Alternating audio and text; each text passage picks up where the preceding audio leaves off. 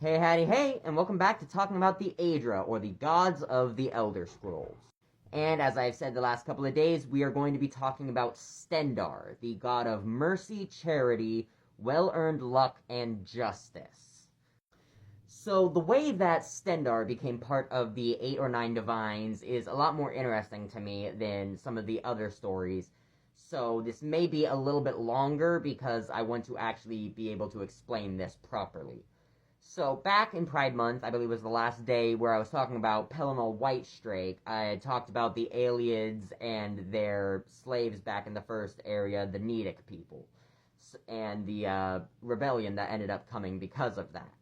So that was known as the Alessian Slave Rebellion, which ended up being divined by multiple different gods, sending down demigods. There was Pelimal Whitestrake, there was Morehouse, the Breath of Kine.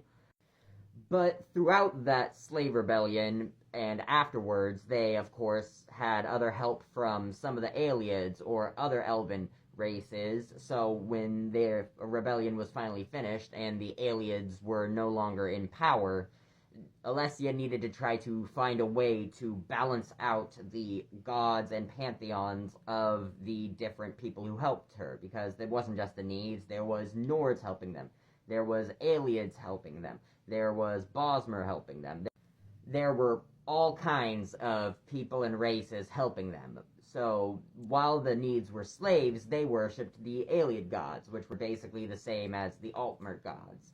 Well, with some Daedra mixed in there, depending on the place that they were enslaved.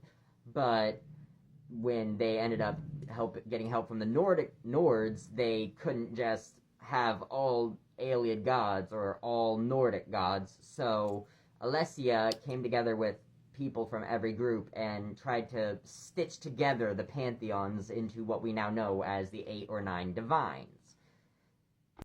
One of the gods that she adopted from the Nordic pantheon was Stun, or the god of ransoms. So the reason why Stun, god of ransoms, became Stendarr, god of mercy, is because back in the First Era, if you read about Cyrodiilic, Morrowind, anyone who talks about the Nords, they usually talk about them being very barbaric, very war-focused people. And in a life like that, holding somebody as ransom would quite possibly be the most merciful thing that you could do to a group that you are attacking. But in the end, she didn't want an extremely war-focused civilization, because that's part of what created the Nedic uprising to start with.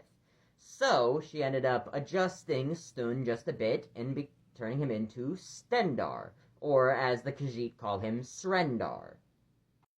So that's all that I want to talk about today for as far as Stendarr goes, but I hope to see y'all again tomorrow, or if you have any specific gods, either Aedra, Daedra, Major, Minor, that you guys would like me to talk about, please let me know, and I'd be happy to do that for you.